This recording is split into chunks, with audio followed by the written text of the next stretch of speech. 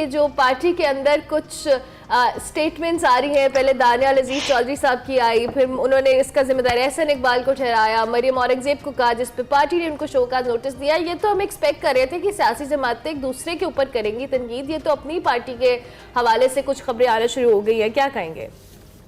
हाँ बिल्कुल, जमहूरी पार्टियों में इस तरह होता ही है, जब एक दूसरे के मफादात का टकराव हो जाए तो फिर वो जो 16 महीने की महंगाई में उनकी अहलिया एमएनए थी, उन्होंने असेंबली में तो कोई तकरीर नहीं की और इन्होंने भी 9 नवंबर से लेकर अब तक कोई बात नहीं की थी कि इन्हें पार्टी के बयानिए पे तनकीद हुई।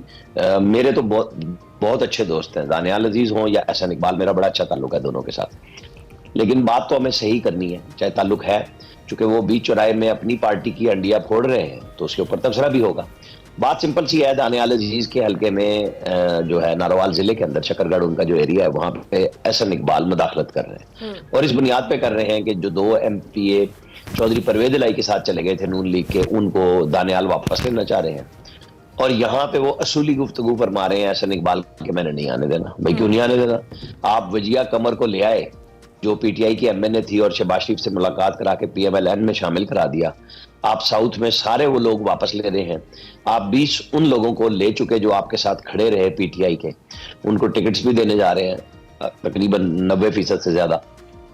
तो फिर दानियाल से क्या प्रॉब्लम है? अब ये वो बात है जो बहुत साल पहले चौधरी एहसन इकबाल को चौधरी शुजात साहब के साथ प्रॉब्लम हुआ था, यानी वो जिला कौंसिल के लिए अपने सेक्रेटरी चौधरी अनवर को लाना चाह रहे थे जो लाहौर में हर वक्त उनके साथ होते थे, तो उस वक्त उन्होंने शोर मचाया कि ये देखें घर के सेक्रेटरी को जिला में मुसल्लत करना चाह रहे हैं। बिल्कुल उस वक्त वो बात गलत थी, तो आज एहसन साहब गलत कर रहे हैं। दानियाल अजीज ने भी कुर्बानी दी है, एहसन इकबाल ने भी दी है, दोनों अपनी अपनी पार्टी के स्टालवर्ट है, अपनी पार्टी के अंदर मौजूद है।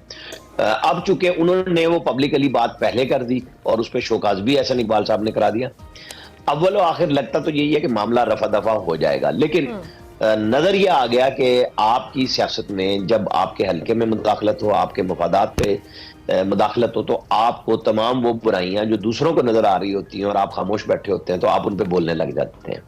और जाहिर है कि महंगाई का मसला इनके लिए है, लेकिन दानियाल अजीज का ख्याल यह है कि जिन 2 एमपीएस को मैं वापस लाना चाहता हूँ वो मुझे कौमी असम्बली में जितवाने का बाइस बनेंगे, उनका वोट है और वो भी कोई पीटीआई से तो नहीं लड़ेंगे ना या काफ लीग से लड़ेंगे, उन्होंने भी लड़ना नून लीग से है।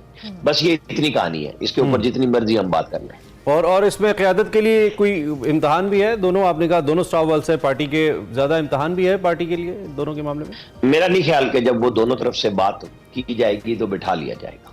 अच्छा, आपको लगता है कैसा हो जाएगा? ठीक है जी। और ओवरऑल जी आप आमिर रियाज सना साहब, आपके आजकल ट्विटर के ऊपर मैं देख रहा हूँ कुछ क्लिप्स बड़े वायरल हैं जिसमें कुछ हिस्टोरिकल पर्सपेक्टिव से बात की जा रही है कुछ सहाफ़ी हजरात के साथ। हम उस तारीख के ऊपर खैर क्या बात करें, हम मुसलसल इस पर बात करते नजर आ रहे हैं। जो रिसेंट डेवलपमेंट्स हैं इंतखाबात को लेकर या इंतखाबी जोड़ तोड़ या मामलात को लेकर, अब आप इस कहानी को किस हद तक स्मूथली अपनी मंजिल की जानिब बढ़ता देखते हैं या अब भी आप समझते हैं, क्योंकि जो केयर टेकर सेटअप है उसके बारे में भी हमें कुछ सुनने को ऐसी इतलात आ रही हैं कि शायद केयर टेकर सेटअप इतनी जल्दी नहीं चाह रहा कि ये मामला खत्म हो, तो अब आप इस कहानी को या इस गाड़ी को मंजिल तक पहुंचता देखते हैं? मैं इंतखाबात की बात कर रहा हूँ।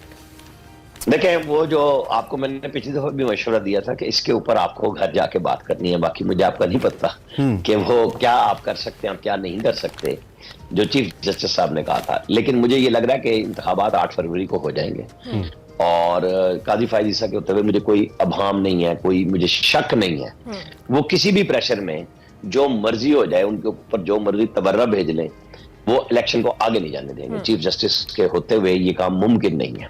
उन्होंने बड़ा सॉलिड मैसेज पहले दिया, सदर से कहा कि आप भी बताएं और इलेक्शन कमीशन से भी किया, और अब वो सुप्रीम कोर्ट में बैठ के उसका पहरा देंगे। देखिए, जनरल फैज, जनरल बाजवा, इमरान खान और सदर आरिफ अलवी, इन चारों ने मिल के स्टेट की कुव्वत के साथ जोर लगाया था कि ये सुप्रीम कोर्ट से बाहर हो जाए और तकरीबन कामयाब थे। लेकिन वो अपना केस अपनी अहलिया के साथ लड़े, जजेस ने फैसला किया और वो बहाल हो गए, मतलब वो विंडिकेट हुए उसके, और वो उस दौरान पैदल आते जाते रहे और अब भी वो पैदल ही आते जाते रहे जब तक वो चीफ जस्टिस नहीं बने थे। ये आपके और हमारे इल्म में, यानी एक शख्स घबराता नहीं है किसी भी प्रेशर में तो आप उसको डरा नहीं सकते। मतलब यही बताया जाता है ना कि जी आपकी कोई कमजोरी है, तो जितनी कमजोरियां थी वो उस केस के अंदर सामने आ चुकी और वो उससे बरी हो चुके। तो मैं नहीं समझता कि कोई हीला बहाना उनको ये सिखा सकेगा। हमारे यहाँ बहुत गुफ्तगू होती है, जैसे गवर्नर साहब हैं, वो अपने समझाने के चक्कर में बड़े बयान दे रहे हैं। भाई 2 फरवरी को भी इस मुल्क में 97 में इलेक्शन हुआ था, जब क्लाइमेट चेंज जो है ना बहुत अच्छा था आज के मुकाबले में, सर्दियां ज्यादा शदीद होती थी। तो कोई ऐसा इशू नहीं है कि जी सर्दियां होंगी तो एक आधे हल्के के कुछ पोलिंग स्टेशन रुक जाएंगे वहां पे, अगर बर्फबारी शदीद नौयत की उस दिन हो रही होगी। आपको पता है ना, पोलियो के कतरे पिलाने के लिए हमारे बच्चे बच्चियां वहां बर्फों में पहुंचते हैं जी जी और पहुंचाते हैं। तो आप और हमें देखना चाहिए ना कि हमें ये काम होता हुआ नजर आना चाहिए कि कोई ऐसी मुश्किल नहीं है। ठीक है, आपके और उस वक्त तो मुताबिक एक मुकाबला होता है, बहाना या कोई ऐसी चीज जो है आड़े नहीं आ सकती। इलेक्शन के इंतखाबात आपको वक्त पे होते नजर आते हैं। दूसरी जानिब आमिर इलियास राणा साहब, पीपल्स पार्टी का जो स्टांस है, बिलावल भुट्टो जरदारी जिस स्टांस को लेके आगे चल रहे हैं और उनका जो खुलकर नून लीग के ऊपर जो तनकीदी नश्तर जो चलाते हैं मुख्तलिफ जगहों पे हम देख रहे हैं, आपको लगता है कि ये सियासी फायदा उनको पहुंचेगा इलेक्शन के अंदर इस सारी तनकीद का? मैं पिछले सवाल में एक छोटी सी बात का जवाब देना भूल गया और फिर मैं इस पे आ जाता हूँ।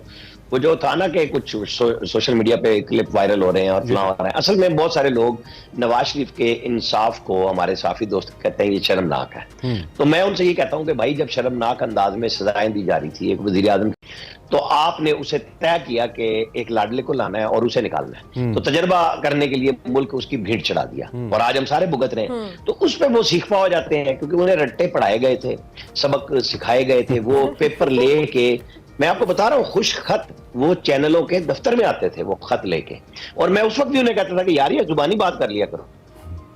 अच्छा, मैं हर जगह पे जाता हूँ, कागज मांगता हूँ और पॉइंट्स लिखता हूँ कि जी क्या है जो जवाब दे रहे हैं या सवाल है, कोई चीज उस वक्त ज़हन में आ जाए। हमारी वोकैबुलरी अल्लाह के फजल से हम उनको वही याद कराते हैं तो चीखें निकलती हैं। अब आप आ जाए बिलावल साहब पे। मैंने सीसीआई की मीटिंग जब हुई और उन्होंने कहा कि अब ये मर्दमशुमारी हमने ओके कर दी, तो मैंने कहा लो जी, एक तो इलेक्शन 4 महीने गए और दूसरे नून और पीपल्स पार्टी की लड़ाई का टाइम शुरू हो गया।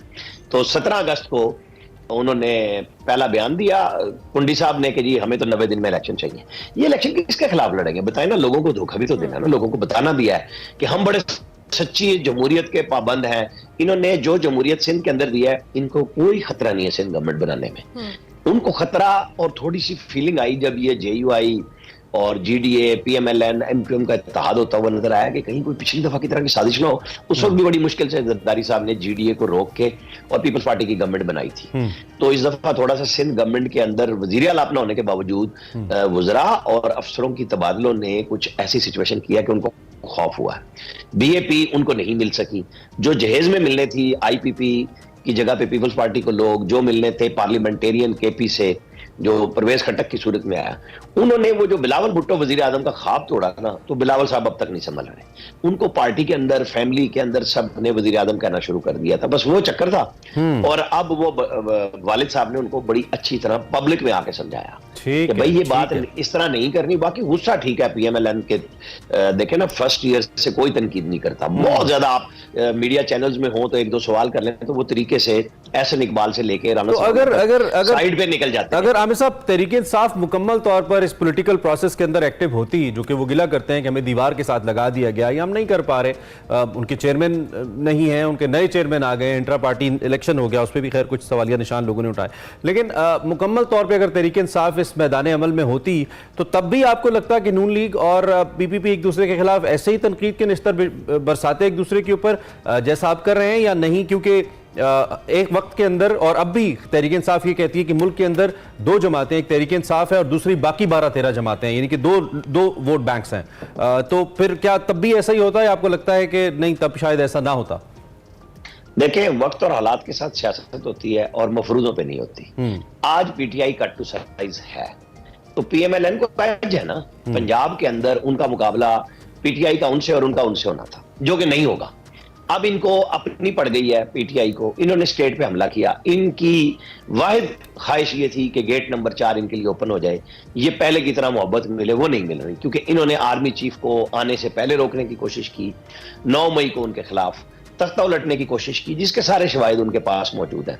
वक्त के साथ साथ हर चीज आहिस्ता आहिस्ता आ रही है। मुझे तो बल्ले का निशान अब बहुत खतरे में नजर आ रहा है। अकबर एस बाबर ने देखे कितना साल लगा के फॉरेन फंडिंग पे इमरान खान साहब को एक अंजाम में पहुंचाया जिसमें वो 5 साल के लिए नाअहल है, और जिस नाअहली पे उनकी पार्टी की चेयरमैनशिप चली गई है, यही नाअहली खान साहब की ख्वाहिश पे नवाज शरीफ को दी गई थी। हालांकि सुप्रीम कोर्ट के 11 जजों का फैसला था कि जिस पार्टी को सुप्रीम कोर्ट बैन ना कर दे उस वक्त तक उसके खिलाफ तादीबी कार्रवाई नहीं होगी। ये मोहतरमा बेनजीर भुट्टो के केस में हुआ था। लेकिन साकिब निसार साहब ने इनके लिए वो जो सारी इलेक्शन मुहिम चलाई थी, तो 3 रुकनी बेंच के जरिए एक फैसला दिया और फिर इलेक्शन कमीशन से नवाज शरीफ की पार्टी की सदारत एन उस वक्त छीन ली जब सेनेट के इलेक्शन के टिकट शेर के निशान के वो मुशाहिद हुसैन और मुसद्दिक मलिक वगैरह को दे चुके थे, और वो आजाद लड़े, और आज भी सेनेट के ऊपर उनकी तादाद आजाद में आती है, और सादिक संजलानी साहब उसमें फायदेमंद हुए, लोगों ने वोट दिए उन्हें। आमिर साहब, तो अब आप बिल्कुल इसको देख लें, मैं बिल्कुल खत्म कर लूं इस बात को, ये अभी चलेगा प्रोसेस, और मैंने 13 नवंबर से ये बात कहनी शुरू की थी जिसका पहला मरला आ गया।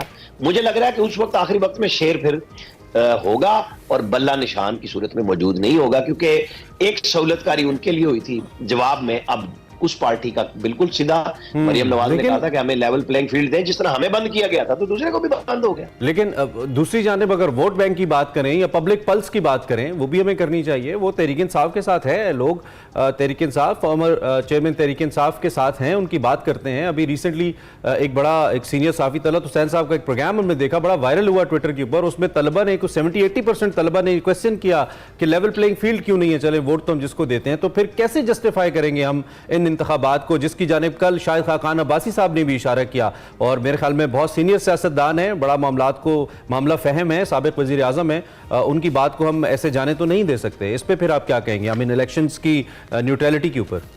मैं आ जाता हूं पहले शाहिद खाकान अब्बासी पे, जिसको दोबारा वजारत उज़्मा नहीं मिली, उनके वो दर्द ही खत्म हो रहा, उनको समझ ही नहीं आ रही कि मैं कहां जाऊं। जैसे बिलावल को नहीं ना समझ आ रही, शाहिद खाकान अब्बासी ने अब अपने आप को नवाज शरीफ का मुतबादिल समझ लिया था। शहबाज शरीफ वजीर आजम क्या बने, उनकी तो समझ से ही खत्म हो गई बात। मिफ्ता इस्माइल साहब, वो जो उनका दूसरे भाई पीटीआई को उस वक्त 2018 में करोड़ों रुपए की फाइनेंसिंग कर रहे थे, वो सेठ है ना, इंडस्ट्रियलिस्ट है, वो हर तरफ खेलते हैं, उन्होंने भी खेला। अब ये दोनों मोहब्बत में चल रहे हैं, इनको समझ नहीं आ रही, क्योंकि इसाक डार के जाने के बाद ही मिफ्ता इस्माइल का दाव लगा था ना, वजीर खजाना बने थे और काम चलता रहा।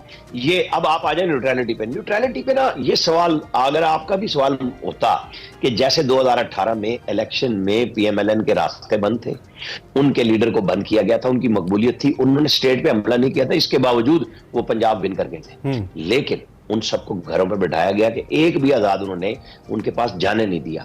सारे जहांगीर तरीन और अलीम खान के जहाजों में बैठ के और वीगो डालों में महकमा ज़राअत भर के लोगों को लाता था। लेकिन जो तब गलत था आमिर साहब, वो भी गलत है ना। 2018 की मिसाल में ये नहीं, अगर अच्छी मिसाल तो नहीं है ना जो हम दे रहे हैं। मेरा सवाल यही था कि अगर आपका सवाल 2 इकट्ठा होता ना कि 2018 में था और आज वो रिपीट हो रहा है, तो मैं आपको जवाब देता। लेकिन आपने उसको सिर्फ अकेली मोहब्बत दिखाई, जो हमारे यहाँ बहुत सारे लोगों को आ रही है। तो मुझे ये बताना पड़ेगा कि ये मकाफात अमल है। नहीं, वो ठीक है, आपकी बात में मान, सिर्फ मुझे आखिरी 20 सेकंड में आमिर भाई ये बता दें कि 2018 का गलत 2023 का ठीक कैसे हो सकता है? 2018 का गलत आज भी तो गलत ही है ना। मैंने तो नहीं कहा, मैं आपकी राय से इत्तेफाक करते हुए आपके सवाल को गलत समझते हुए कह रहा हूं कि कौन कह रहा है और किसको परवाह है भाई। 2018 में किसी ने परवाह की थी जो 2023 में कर लेगा? पूछ लें आप, वो कौन सी दुनिया है जो नहीं राब्ता कर रही थी? खान साहब ने तो ताल्लुकात को बने हुए को बिगाड़ दिया था। सही हो गया, ठीक है। थैंक यू वेरी मच, की दुनिया में रहे। बहुत शुक्रिया, आपने हमें ज्वाइन किया। मौजूदा सियासी सूरत हाल पे आसराना साहब हमारे साथ मौजूद थे।